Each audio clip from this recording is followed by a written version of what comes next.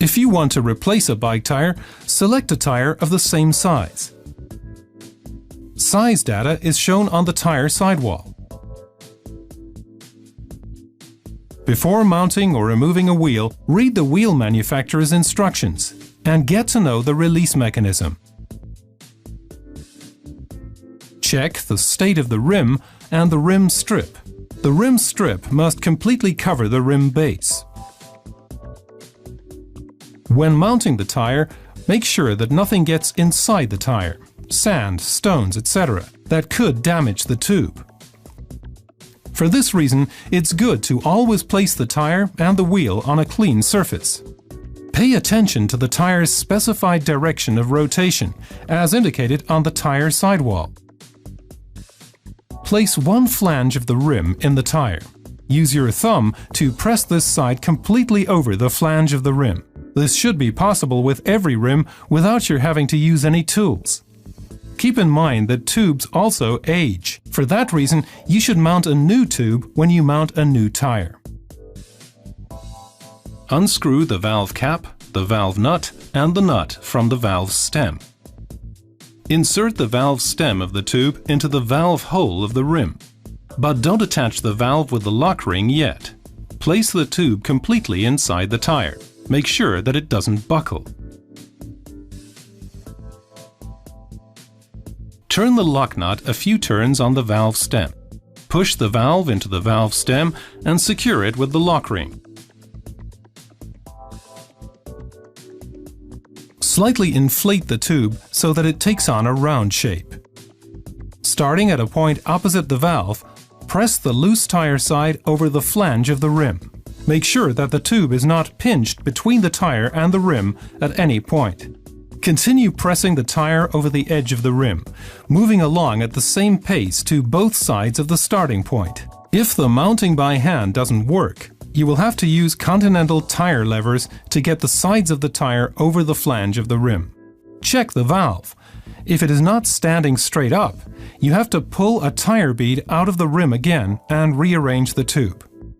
To enable the tire and the tube to settle on the rim free of stress, inflate the tire to half the maximum inflation and flex it back and forth over the full circumference of the wheel. Then press the entire valve into the rim and pull it out again. Fix it with the lock ring.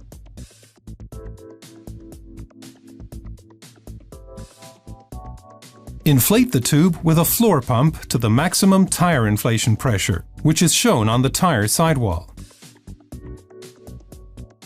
Check the seating of the tire by examining the characteristic line above the rim flange. The characteristic line should be evenly spaced from the rim on both sides of the tire over its entire circumference.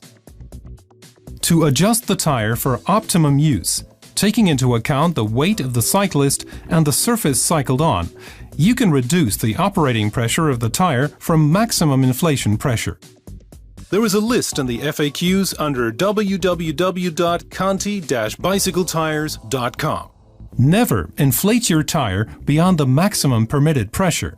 The tire could pop off the rim or blow out while you're cycling.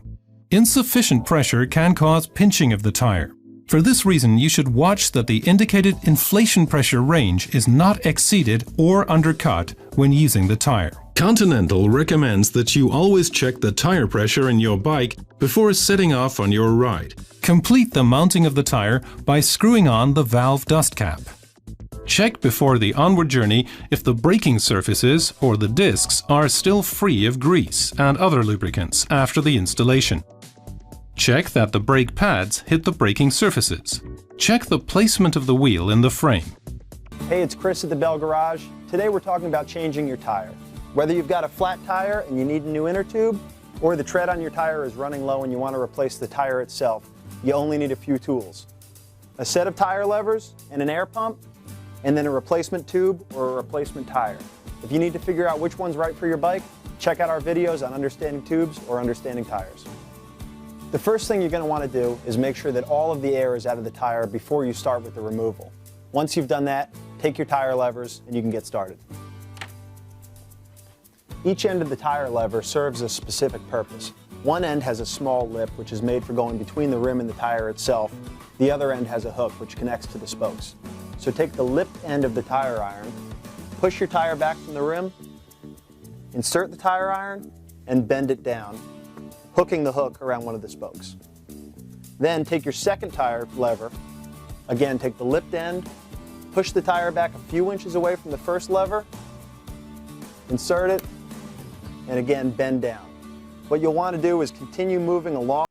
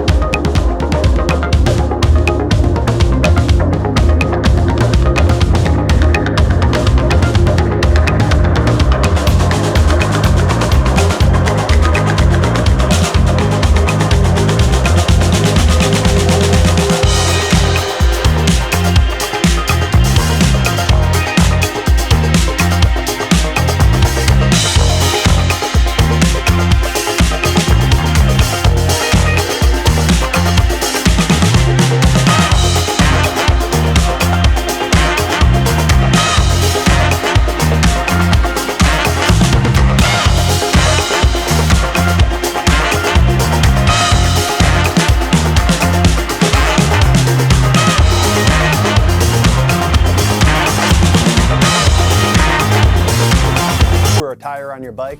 If you have any questions as to which tube or tire are right for your bike, check out the other videos, Understanding Tubes and Understanding Tires.